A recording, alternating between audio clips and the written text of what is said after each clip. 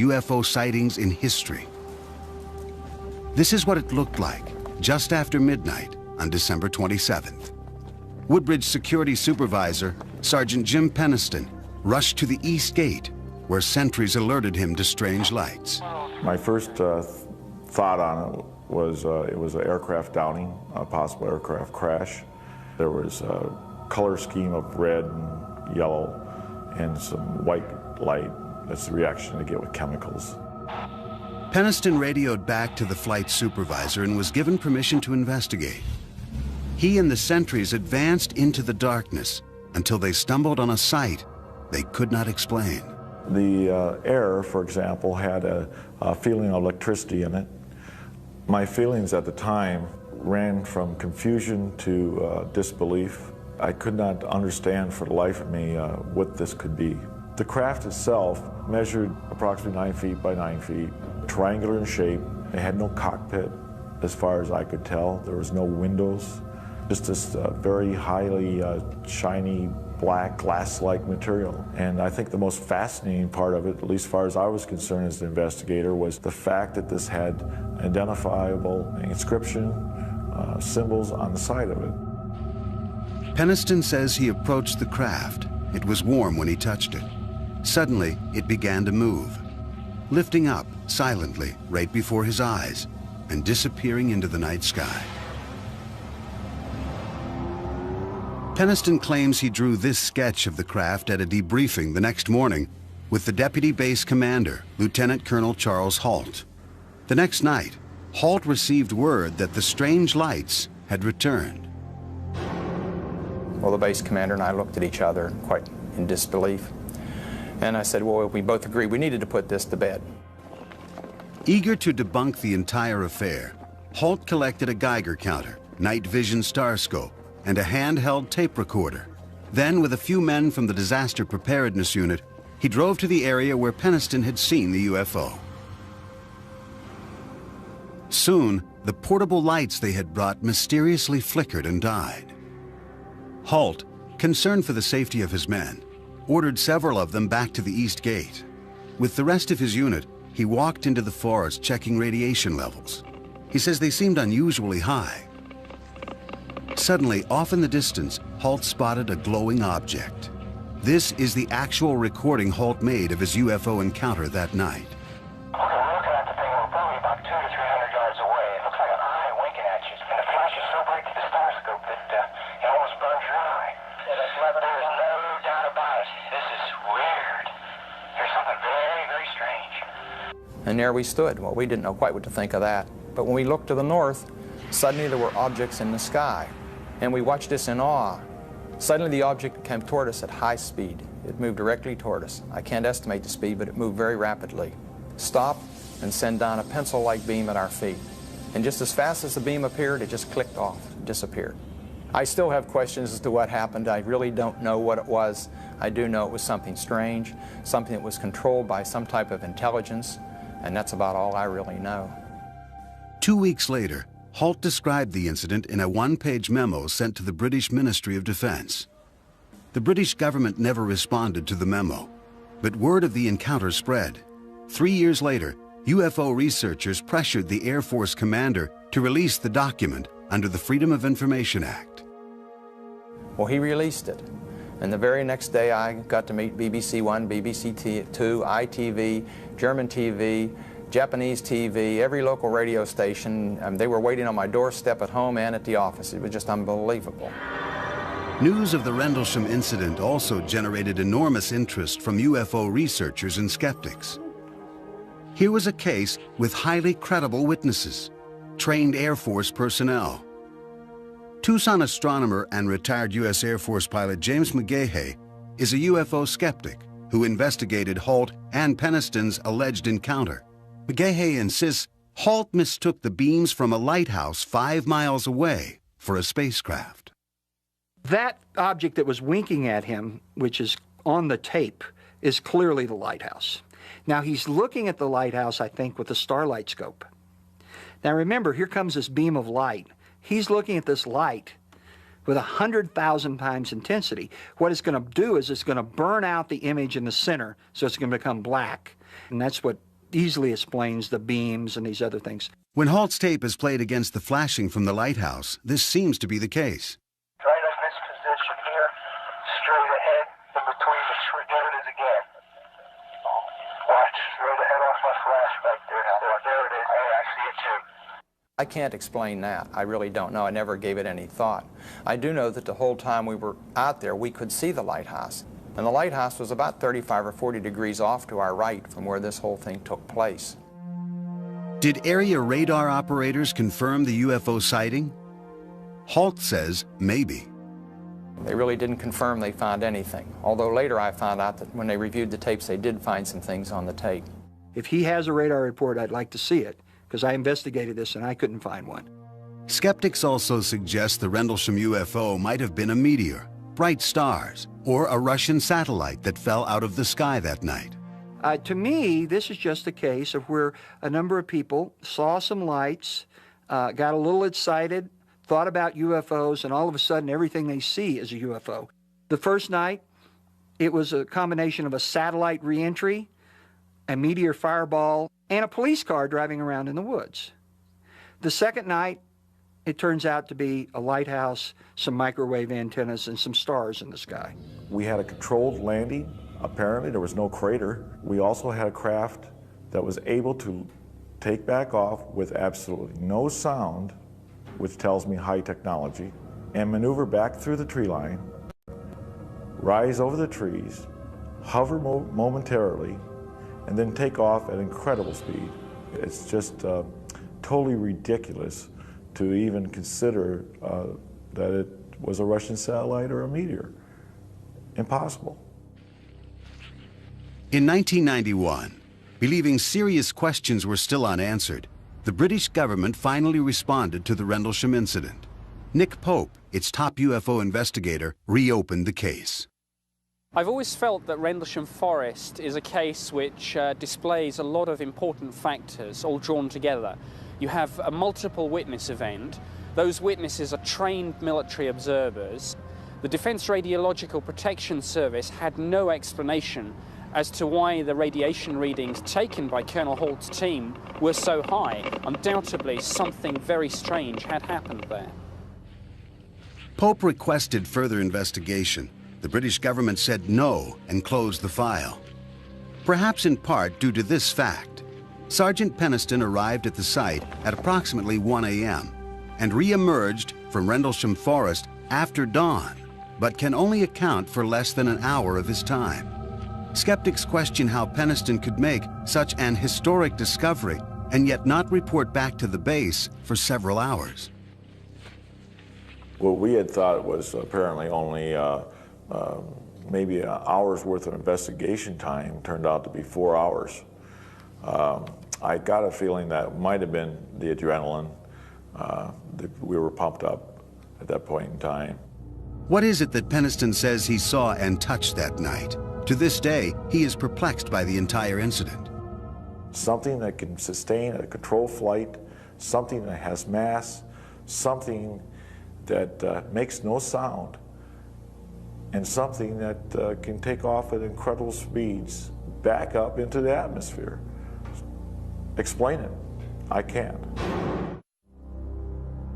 Unknown forms in the sky surprise and alarm citizens below, sometimes causing governments to do battle with the unexplained. Belgium, the center of Europe, and the focus of one of the most famous UFO encounters in history. On the evening of November 15, 1989, police officer Francis Michelzik had completed a few hours of routine patrol in Anza Belgian village near the German border, when Michelzik says he looked up and became one of the first witnesses of the Belgian wave. Nous avons observé une masse importante qui était dans le ciel. We saw a large mass in the sky, a triangular mass with 3 lights oriented downward, about 200 meters from our police van. Cet objet ne faisait pas de bruit et il était immobile. The object was silent and immobile. This object did not correspond in any way to anything we'd seen before. À ce que nous avions déjà pu voir dans le passé. 2 weeks later, Dita Plumans, a member of the Gendarmerie, the Belgian National Police Force, heard over his police radio fellow officers nearby reporting a strange object in the night sky. At first, when we heard our colleagues talking to dispatching, we thought they were crazy. Plumans requested permission to investigate, and when he reached the edge of town, he says he witnessed an astounding sight.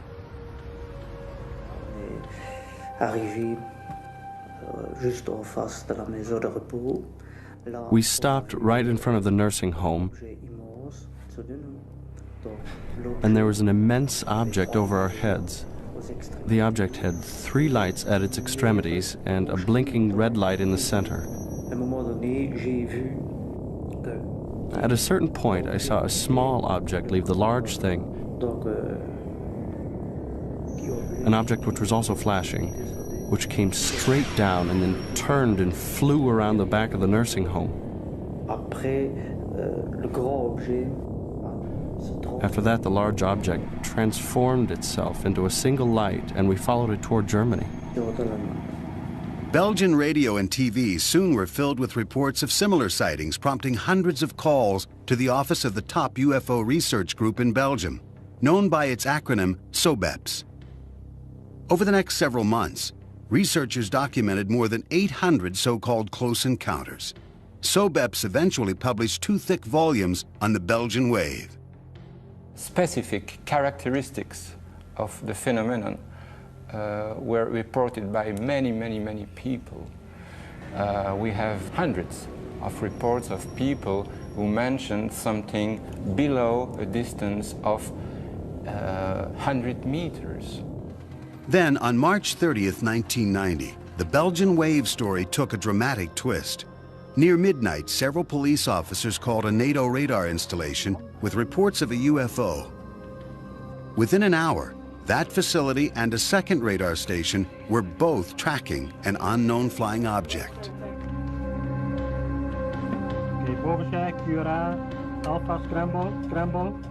The chief of operations for the Belgian Air Force, Lieutenant Colonel Wilfred de Brouwer, ordered ground command to scramble a pair of F-16 fighter jets armed with missiles.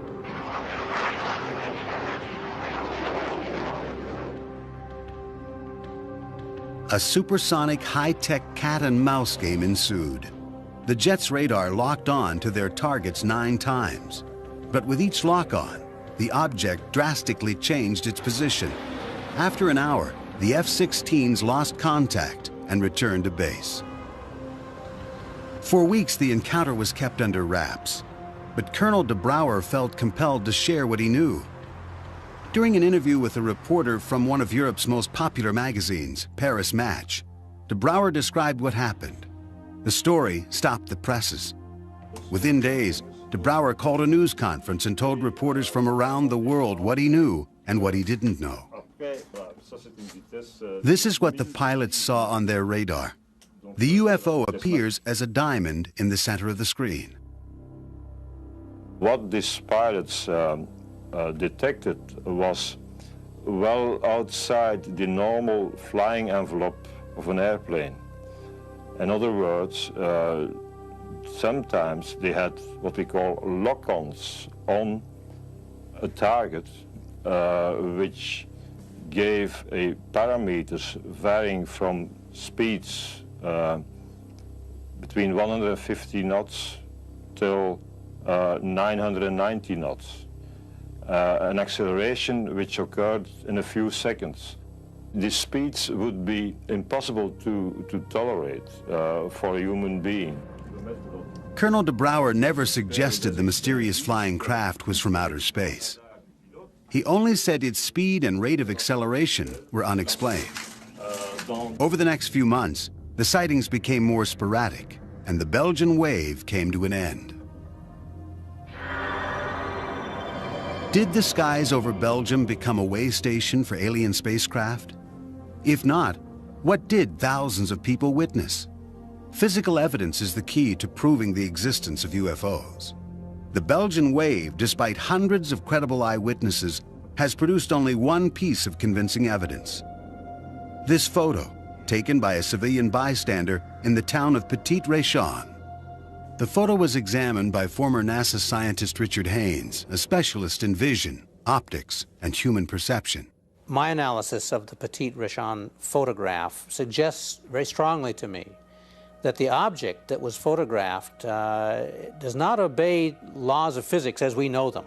Second point I would make is it's not a forgery. And finally, I think that there may be some clues in this photograph having to do with propulsion and lift.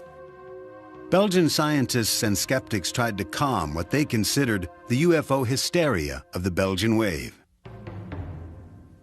A professor at the Astrophysics Institute at Belgium's prestigious University of Liège, Pierre Mega, decided to put the Petit Richon photo to his test. We tried to reproduce this photograph, and we produced this picture, which is well, very close to the original picture. So I think the only way to go ahead and to try to understand more is to do as we did, to analyze the witness report together with the photograph and to see if everything is consistent. And there are so many inconsistencies that it's very hard to believe it's a true picture. I don't see how someone could recreate this down at almost the grain level of the film. It would take a Steven Spielberg kind of a capability to do this in a technical laboratory. The most convincing evidence for the skeptics' position involved the radar lock-ons by the F-16s. Belgium's Electronic War Center analyzed the radar tapes and found that the object descended below ground level at some points, a physical impossibility. The center concluded that all but one of the radar lock-ons were really caused by electromagnetic interference or unusual atmospheric conditions. Eventually, even SOBEPS agreed. But one major question remains unanswered and unexplained. Experts say that when ground-based and air-based radar track the same object simultaneously, the object is real. One of the lock-ons, a simultaneous tracking of the UFO by one of the F-16s and the ground radar station, has never been explained. If I remember, it's lock-on number 9. Which has some very weird characteristics. And these characteristics doesn't fit with atmospherical explanation, not at all. Thousands of people still wonder if what they saw came from another world. Others ask if that single perplexing radar report is a clue to civilizations in distant galaxies. Questions for those who find answers in the unexplained. For years, the U.S. government seriously investigated sightings of UFOs. Thousands of cases passed through the hands of military and other government agencies. Most of these cases had rational explanations. The rest remained classified as unexplained.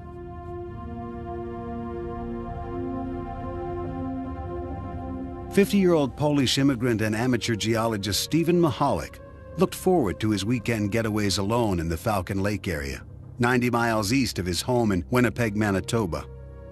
This was Mahalik's favorite prospecting site. Around noon on May 20th, 1967, as he examined a quartz formation, Mahalik was distracted by some unruly geese. He looked up and was transfixed. He says he saw 2 cigar-shaped objects glowing red in the sky. The following is a recording Mahalik later made of what he saw next. The size, was amazing. And here they're coming down. With speed, I just can't describe. Amazing speed. Mahalik says one of them stopped, suddenly accelerated, then disappeared. The other landed about 50 yards away. He watched in awe. I hear shh, and I hear a high-pitched whistle of running equipment, pumps on high speed. When the thing landed, it was of gray-pink color.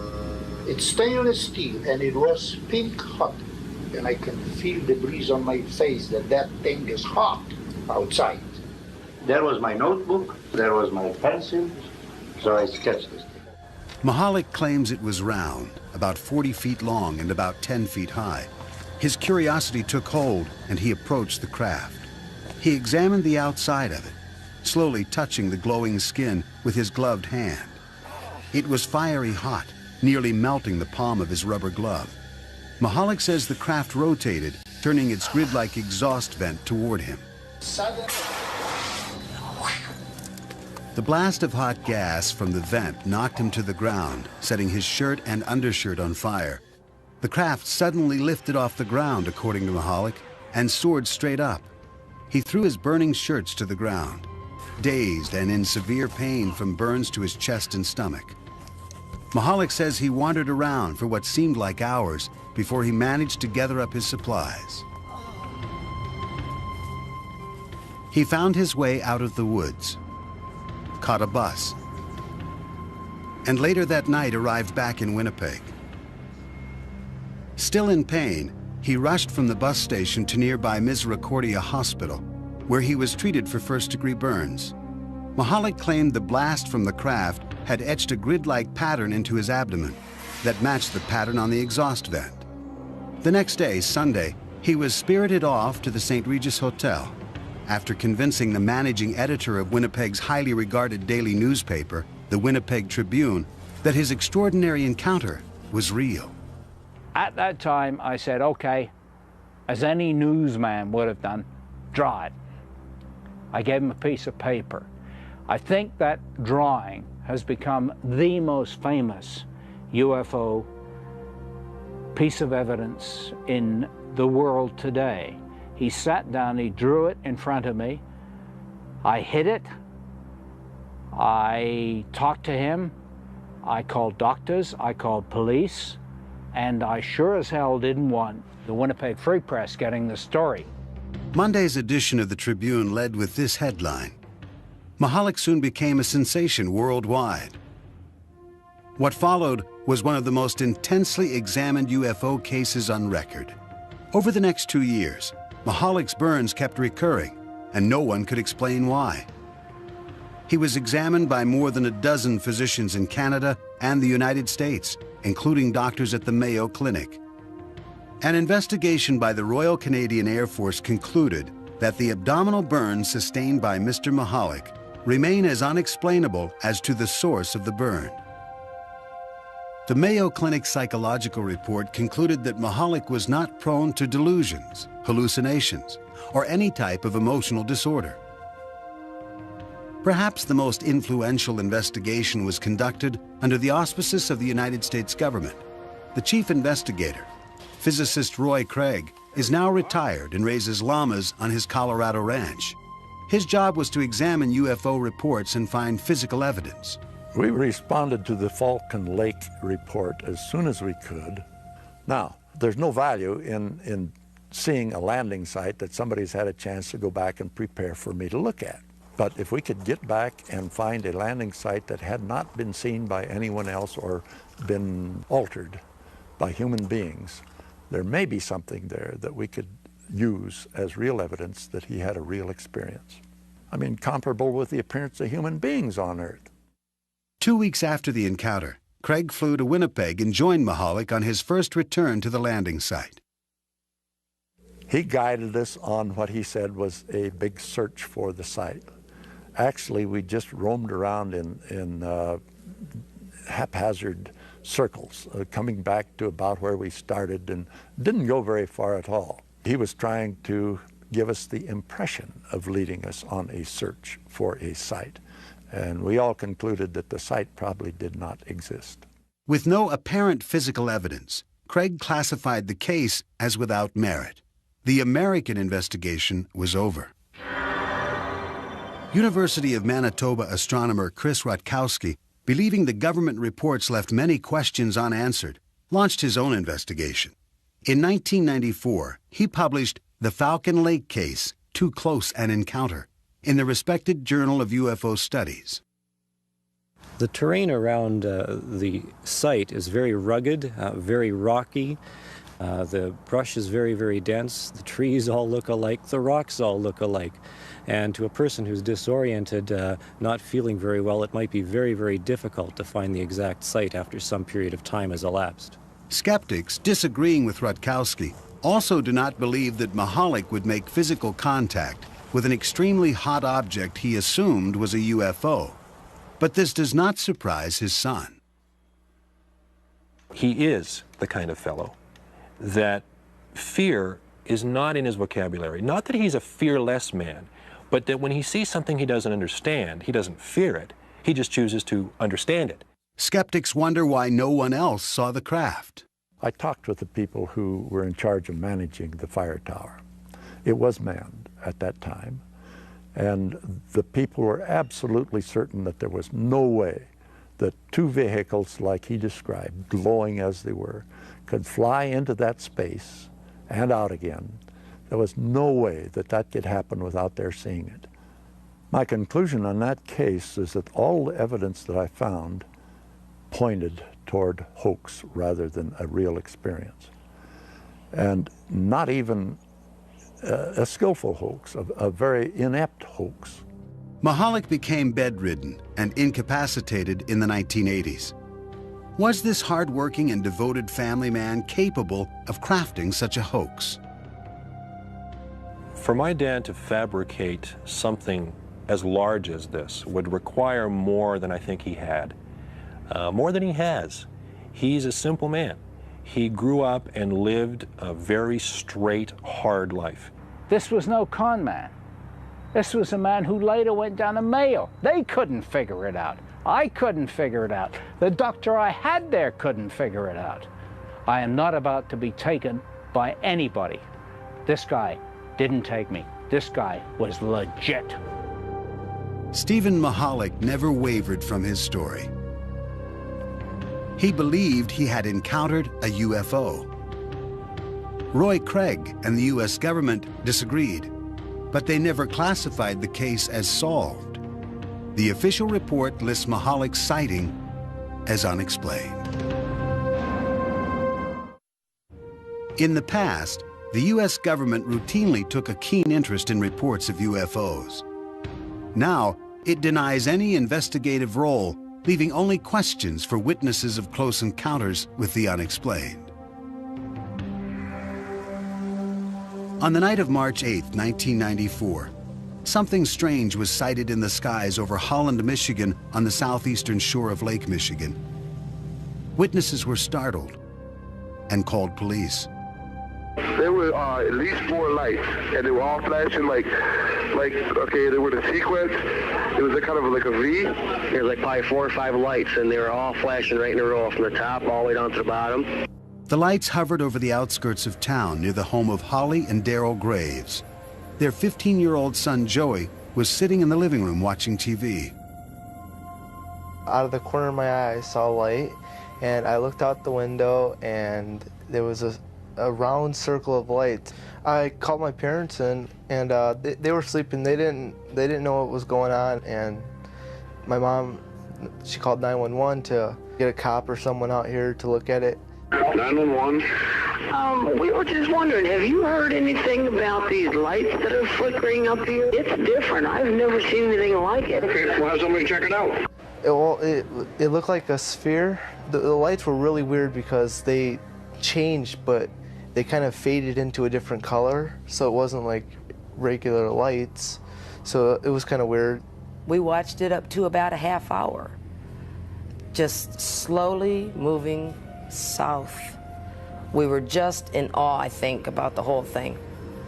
There was no noise. It was very peaceful out. We just stood there and watched this object. At that moment, Officer Veldhuis pulled in the driveway. Well, what I saw were 2 bright lights. Their movement was something that really caught my attention. Their speed accelerated, and then it slowed down again. And I decided to have our 911 dispatcher contact a radar operator in Muskegon, Michigan. It was a clear night. It was about 10 p.m. I was alone on duty, and we had a call from the central dispatcher in Ottawa County, which is quite common for the police department to call us whenever they have any type of weather questions. Weather Service, Muskegon. Hi, Muskegon. This is Ottawa County 911 calling. You getting anything weird down in the southern Ottawa County area? Bouchon checked his radar for any images, what radar operators call returns.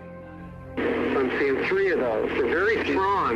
These are huge returns. I've never seen anything like this. Not even when I'm doing storms. This is really weird. These are bigger than planes. They're about over the center of Lake Michigan, 3 of them in a triangle. What was extraordinary about this case was that radar apparently detected the object at the same time witnesses saw it. It is a level of confirmation rarely achieved in reported UFO sightings. Airplanes look like they're moving. These were just sitting still. And then a few minutes later, they would disappear from one spot and show up somewhere else.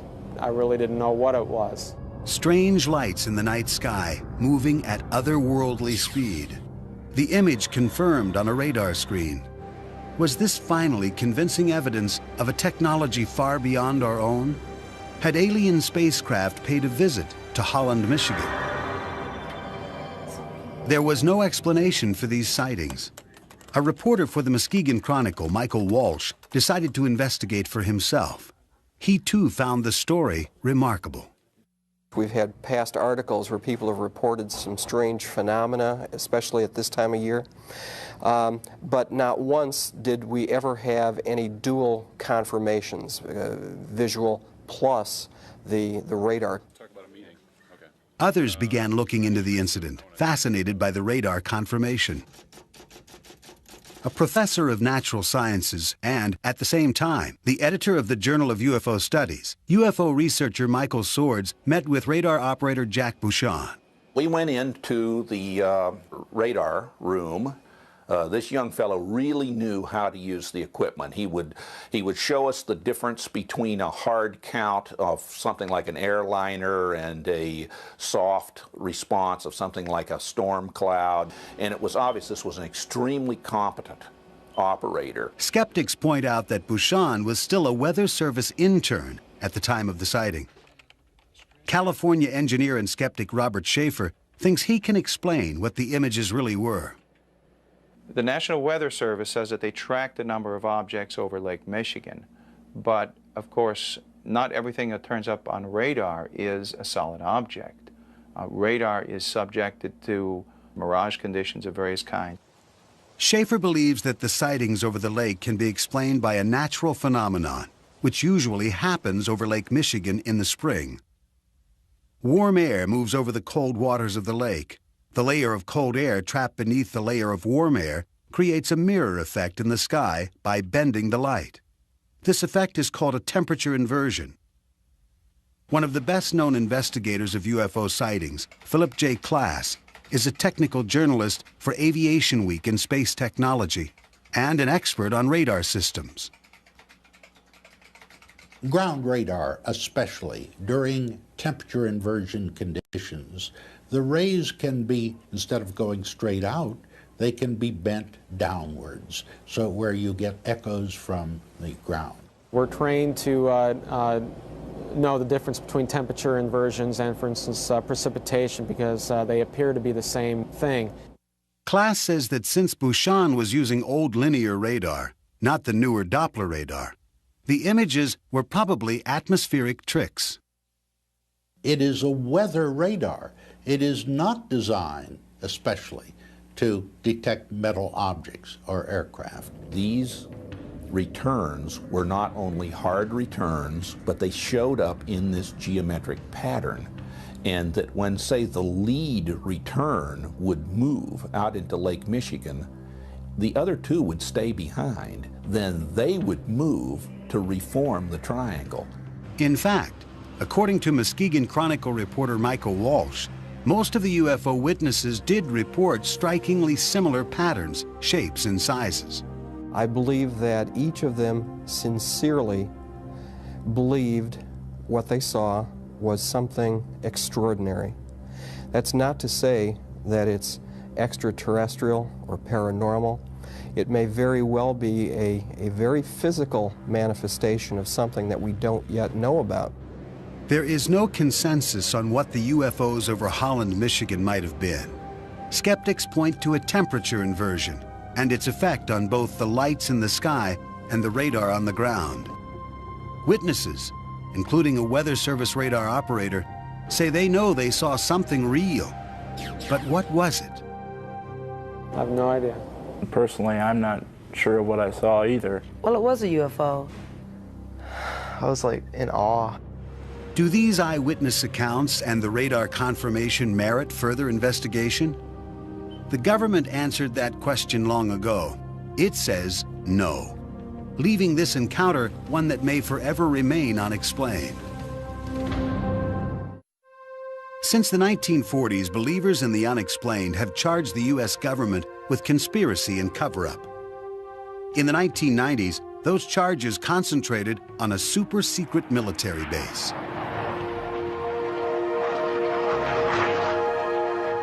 In the heart of the desert, on the outskirts of Las Vegas, sits Nellis Air Force Base. 85 miles to the northwest is Restricted Area 4808E, popularly known as Area 51, a jumble of mysterious hangars and runways in one of the most desolate places on Earth. Officially, it does not exist. Here, the U.S. tests its most exotic and advanced flying machines. The B-2 stealth bomber, the Blackbird, and the U-2.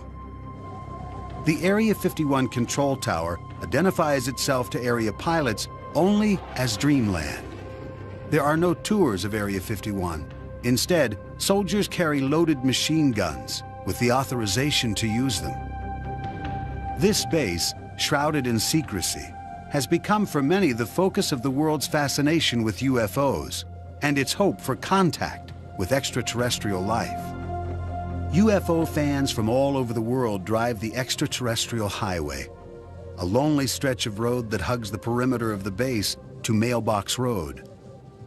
From this location, hundreds of UFO sightings have been reported. The vast majority have been explained as lights from the latest earthbound military technology. Some, however, are harder to identify. Author Chuck Clark describes a remarkable craft he says he has seen many times. It can go from a hover to several thousand miles an hour and back to a hover instantly. It can make very sharp right-angle turns and sharper than right-angle turns. I've seen 120-degree turns at high speed. It appears and disappears in mid-air, things that normal aircraft don't do. UFO buffs contend the U.S. is testing an extraterrestrial craft at Area 51. But skeptics and UFO researchers agree that Area 51 is a UFO bust. Almost all the sightings I hear about happen at night. And at night, you can't judge distance. You can't judge easily height in the sky. You can't judge speed. You can't judge actual performance. What I think is that there are no UFOs there. There are no UFOs being developed there. There's no UFO technology there. Today, the government does not investigate UFO sightings, but for years, they were of vital interest. Beginning in 1948, the U.S. Air Force began what became known as Project Blue Book, the government's official UFO investigating arm. But both skeptics and UFO believers say Project Blue Book was half-hearted at best. As time went on, and especially after the year of 1952, Blue Book's mission was changed. It was changed from being a somewhat serious look at unidentified flying objects to be basically a public relations office to try to diffuse emotionalism that was occurring in the American public about this. So, because this was a rather unsatisfying task to the people at Wright-Patterson Air Force Base, they tried rather continuously from the mid-50s onward to get rid of this task. In 1966, the U.S. Air Force commissioned the University of Colorado to conduct a thorough evaluation of the UFO phenomenon. The Condon Commission, named after its chairman, Dr. Edward Condon, began an 18-month investigation that ended in controversy. Condon was an eminent physicist who ridiculed UFOs. He didn't take it seriously. He didn't spend time on the project. So the project went wrong because essentially from the top, not the scientific staff, but from the top, it was designed to help the Air Force get rid of the UFO problem. Well, how could it be designed to do that unless it said UFOs weren't important and weren't serious and weren't a scientific problem? Retired physicist and former investigator for the Condon Commission, Roy Craig, strongly supports the Commission's work. We'd have some excellent reports come in with all sorts of proof that there was a strange vehicle there. And each bit of evidence that we checked out turned out to not be what it really sounded like to start with. And the evidence just plain got less and less. The more we learned about the case, the less mysterious it became. The Commission considered whether UFOs were a threat to America's airspace, demanding military investigation. There was no threats to our security, therefore they really didn't have to interject themselves in the investigation. They could leave this over to civilian agencies. We don't have any national security defense against this anyway. And if these characters wanted to do something really overtly and catastrophically nefarious to us, this would probably gone on a long time ago. The Condon Commission concluded that the government should stop investigating UFOs. As a result, in 1969, after 21 years and 15,000 UFO reports, including thousands classified as unexplained, the Air Force closed down Project Blue Book. But interest in UFOs remains high, despite the official position taken by the government. Was the government justified in terminating its UFO investigations? Most scientists and researchers, including astronomer Larry Chupik of Chicago's Adler Planetarium, say yes.